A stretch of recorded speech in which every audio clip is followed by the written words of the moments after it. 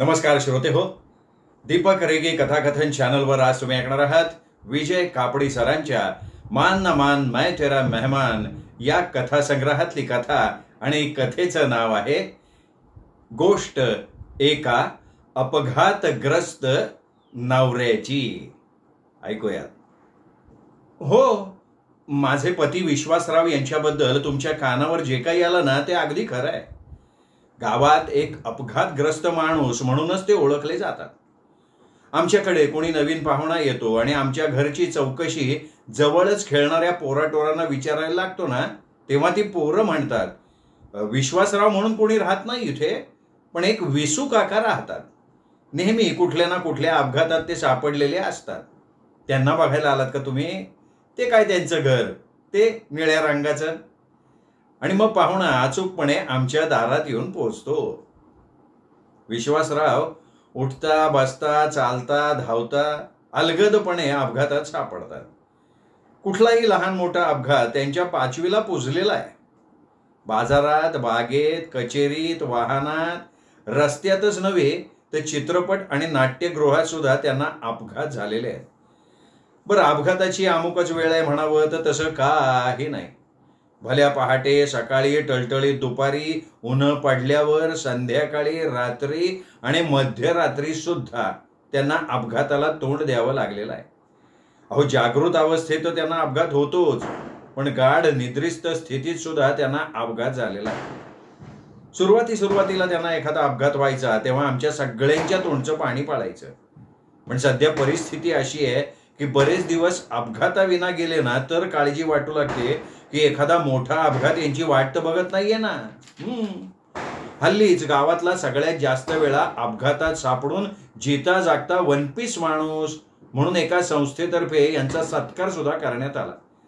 त्यावेळी शाल, श्रीफळ, हार आणि संस्थेचा ठोकळा स्वीकारण्यासाठी ते अध्यक्ष महाराजांच्या जवळ जायला निघाले आणि जाजमाला पडलेल्या भोकात पाय सापडून जमिनीशी समांतर होता होता टेबलाला आपटून त्यांच्या कपाळावर भलं मोठं टेंगुळके उगवलं. मला आठवतंय, मला बघण्यासाठी विश्वासराव आपल्या आईबाबांसह आमच्याकडे आले. त्यावेळी चहाचा कप घेऊन मी त्यांच्या पुढे गेले. मी त्यांच्याकडे आणि ते माझ्याकडे एकाच वेळी बघायला लागलो. मी लाजून इतकी म्हणून चूर झाले की माझ्या हातातला कप त्यांच्या हातात देताना तो सुटला, पडला त्यांच्या पॅन्टीवर. ओय ओय करत ते इतक्या झडदिशी उठून उभे राहिले की ते असे अकस्मात उठून उभे राहतील याची मला कल्पनाच नव्हती. त्यामुळे त्यांचं डोकं माझ्या हनवटीवर इतक्या मोठ्यानं आपटलं की माझ्या डोळ्यांसमोर काजवे चमकले. अगं वेंधळे, कप त्यांच्या हातात व्यवस्थित द्यायला काय झालं? माझे बाबा माझ्या अंगावर खेक कसले. त्याच वेळी त्यांचे बाबा त्यांच्या अंगावर खेकसले. अरे, चहाचा कप नीट हातात घ्यायचा का नाही? दोघांचेही बाबा एकमेकांकडे भयचकित नजरेनं बघायला लागले आणि मी त्यांच्याकडे बघायला लागले. ते माझ्याकडे बघत होते. त्याच क्षणी ते मला विलक्षण आवडले. मी सुद्धा त्यांना त्याच क्षणी आवडल्याचं त्यांनी मला नंतरच्या भेटीत सांगितलं आणि ते सुद्धा हॉस्पिटलमध्ये. म्हणजे त्याचं असं झालं की आमच्या साखरपुड्यानंतरच्या दुसऱ्या दिवशी संध्याकाळी रीतिरिवाजाप्रमाणे ते मला गावातल्या चौपाटीवर फिरायला घेऊन गेले. पण जिन्याच्या पायरीवरून खाली पाऊल टाकताना आम्ही दोघं उतरताना पाहायला आमच्या दारात कोण उभं आहे हे बघायला त्यांनी मागे वळून बघितलं आणि झाला की घात. त्यांची पायरी चुकली. गडबडत ते खाली पोहोचले. मोठमोठ्यानं ओरडायला लागले. ताबडतोब ॲम्ब्युलन्स मागवली. त्यांना अस्थि तज्ज्ञाकडे नेण्यात आलं. क्लिनिकमधल्या खाटेवर एक पाय भल्या मोठ्या प्लॅस्टरमध्ये अडकवलेल्या अवस्थेत त्यांना बघितलं आणि मला खुदकन हसायला झालं. त्या अवस्थेत फार विनोदी दिसत होते ते. माझ्या आईनं आपल्या कोपरानं मला ढोसकलं तसं मला खूपच हसायला यायला लागलं.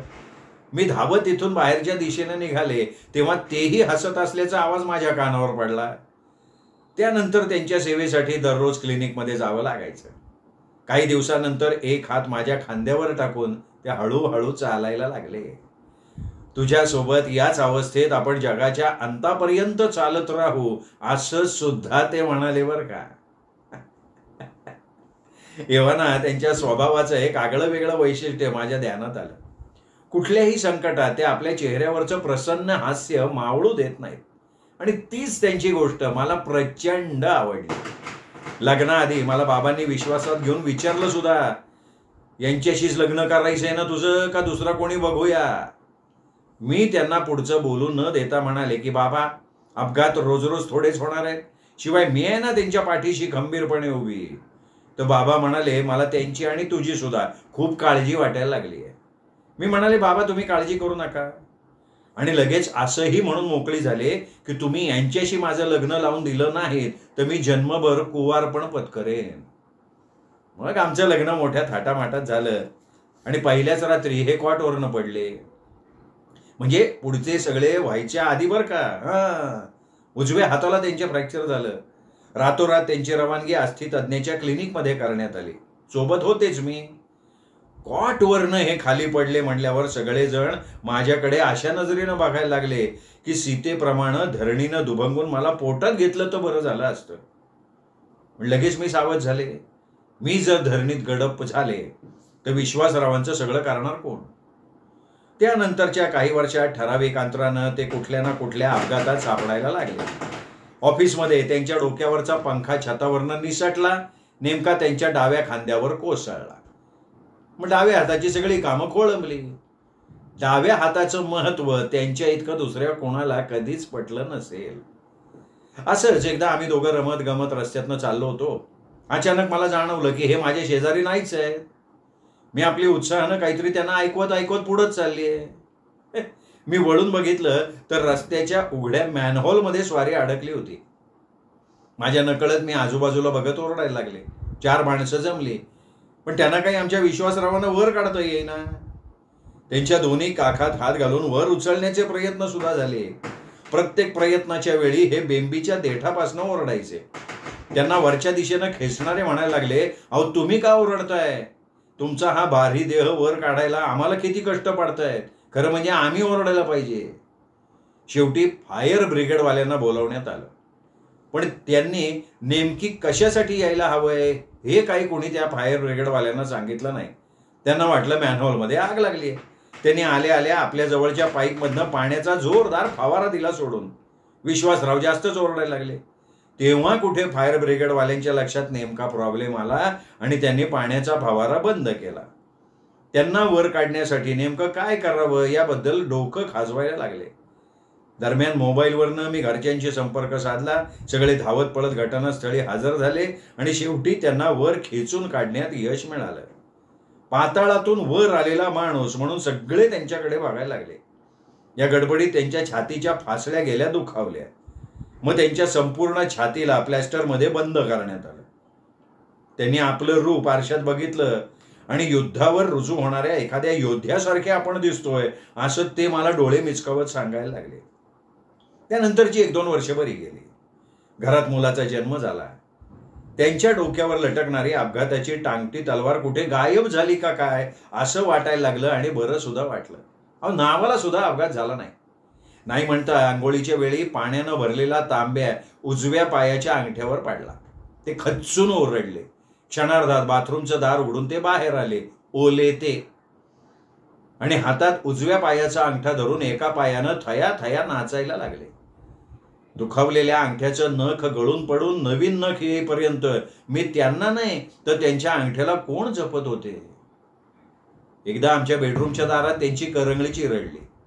करंगळीचं प्लॅस्टर अशापायी पद्धतीनं बांधलं गेलं की सतत 15 दिवस उभ्या करंगळीसह ते सर्वत्र वावरले. त्यांचं ते ध्यान बघितलं मला हसूच कोसळलं.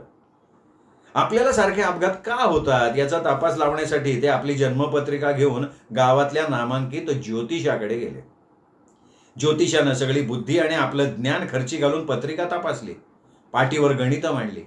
चेहरा गंभीर करून नेमकं कारण सांगायला जाणार तोच भिंतीवरची एक तसबीर विश्वासरावांच्या डोक्याचा वेध घेत खाली पडली. व्हायचं ते झालं. डोक्याला पडली खोक. हे घरी आले तेव्हा डोक्याला भलं मोठं बँडेज गुंडाळलेलं दिसलं. अहो ज्योतिषांनी त्यांचं भविष्य काही सांगितलंच नाही. भविष्यवाल्यांनी एक काम मात्र तातडीने पूर्ण केलं. आपल्या घरातल्या 4ही भिंतींवरच्या तसबिरी खाली उतरवल्या. सगळे खिळे पुन्हा एकदा ठोकून घेतले आणि ज्योतिषी यांना येऊन सांगितलंय की माझ्या घरात अपघात झाला हे कोणाला सांगू नका, उगाच नाव बदनाम होईल. लोकांच्या भविष्य कथनावर माझा चरितार्थ चाललाय. एकदा त्यांच्या एका किरिस्ताव मित्राच्या आकस्मिक निधनाच्या वेळी हे सगळ्यांच्या बरोबर सिमेट्रीत गेले. तिथला खड्डा किती खोल खणला जातो या मनात आलेल्या शंकेचं निरसन करण्यासाठी खड्ड्याच्या जवळ जाऊन वाकून बघायला लागले. तेवढ्यात खड्डा खणणाऱ्यानं शॉवेलमध्ये खणलेली माती गोळा करून वर फेकली. ती नेमकी यांच्या तोंडावर पडली. मातीचा दुसरा हप्ता चुकवण्यासाठी मागे फिरायचं का नाही तर यांनी पुढे पाऊल टाकलं आणि व्हायचं ते झालं. आमचे विश्वासराव खड्ड्यात पडले. पडल्या पडल्या ओरडायला लागले, मला वर काढा, मला वर काढा. खड्ड्यातल्या मजुरांना दिलेल्या आधारानंही त्यांना वर जाता येईना. तेव्हा खड्ड्याच्या काठावर उभ्या असलेल्या एकानं त्यांना हात दिला आणि असा काय खसकन ओढला की तो खांद्याच्या उखळी सांध्यातनं निसटला. त्यावेळी विश्वासरावांनी अशी एक कर्णकर्कश किंकाळी फोडली की सिमेट्रीत कायम वस्तीला असलेल्या भूताखेतांनी ती मारली असा समज करून जमलेले सगळे बुडाला पाय लावून पळत सुटले. दरम्यान मृत मित्राला घेऊन आलेल्या गाडीत घालून विश्वासरावांना अस्थिवैद्याकडे पोहोचवण्यात आलं. अस्थिवैद्याने त्यांना खुर्चीत बसवलं. निखळलेला हात आपल्या हातात घेतला आणि मोठ्या ममतेनं इथं दुखतोय, इथं दुखतोय असं विचारत एका झटक्यात हात सांध्यात बसवून टाकला. त्या क्षणी झालेल्या वेदनेनं त्यांनी पुन्हा एकदा अशी काय किंकाळी फोडली की तिथे बसलेले इतर रुग्ण भयभीत होऊन धावत सुटले. अस्थिवैद्य विश्वासरावांकडे रागानं बघायला लागला. तेव्हा विश्वासराव तक्रारीच्या सुरात त्याला म्हणाले, अहो तुम्ही हात सांध्यात बसवताय याची कल्पना तरी द्यायची ना. अस्थिवैद्य दाथोट खात म्हणाले, माझं काम कसं करायचंय मला शिकवू नका. आणि एक दिवशी संध्याकाळी विश्वासराव ऑफिसातनं परतले तेव्हा उत्साहानं नुसते फसफसत होते. मी म्हणाले, काय झालं, शांत व्हा. इतकं उत्साहित होणं प्रकृतीला बरं नसतं. विश्वासराव म्हणाले, अरे त्या प्रकृतीची ऐशी की तैशी. अगं ऐकशील ना तर तू सुद्धा आनंदानं नाचायला लागशील. आमच्या कंपनीच्या सिंगापूर इथल्या ऑफिसात एक महत्वाचं काम निघालंय आणि त्या कामासाठी सगळ्यांना डावलून साहेबांना माझी निवड केली आहे. मला सिंगापूरला जायला मिळणार ऑफिसच्या खर्चानं. तिथल्या 15 दिवसाच्या मुक्कामाचा खर्च ऑफिस करणार. त्या अवधीचा पगार सिंगापुरी डॉलरमध्ये मला मिळणार आणि त्याच वेळी इथल्या पगाराचं मीटर चालूच राहणार. सिंगापूरला जाण्यासाठी विमानानं प्रवास करायला लागतो. आयुष्यात पहिल्यांदा मी विमानात बसणार, खिडकीतनं हात बाहेर काढणार, ढगांना लावणार. त्या क्षणी माझ्या मनात पाल चुकचुकले. काहीतरी अशुभ नक्की घडणार. आणि विमान प्रवासात अशुभ म्हणजे? अगं आई ग, मी ओरडलेच. विमान प्रवास करणार तुम्ही?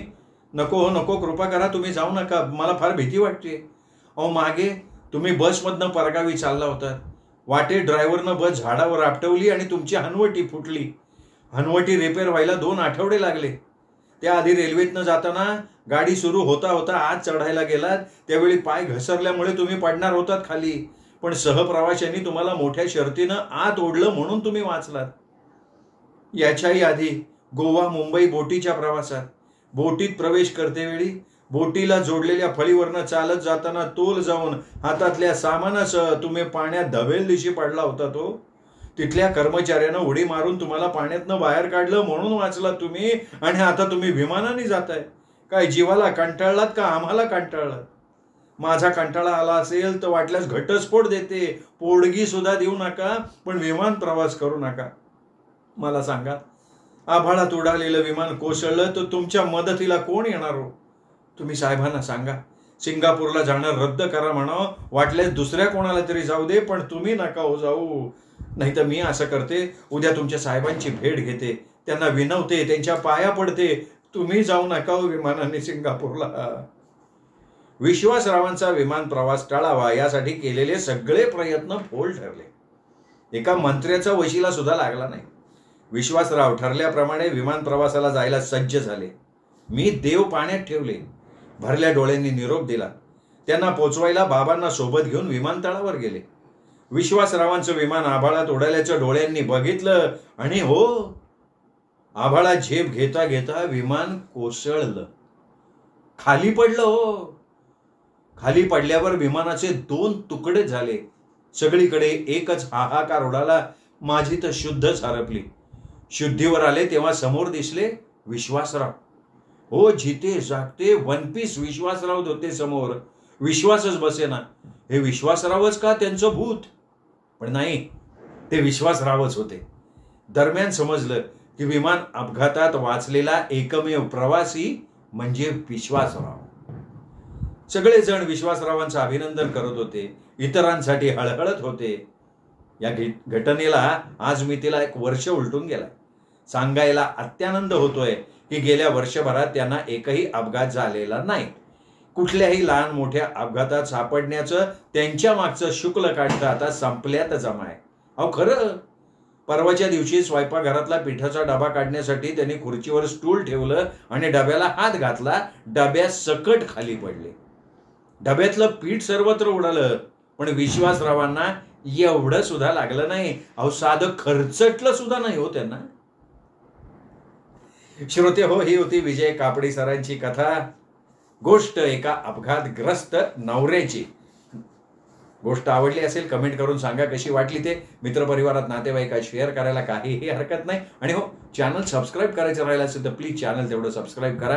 पुन्हा भेटूयात अशाच उत्तम कथेसह. तोपर्यंत नमस्कार मित्र.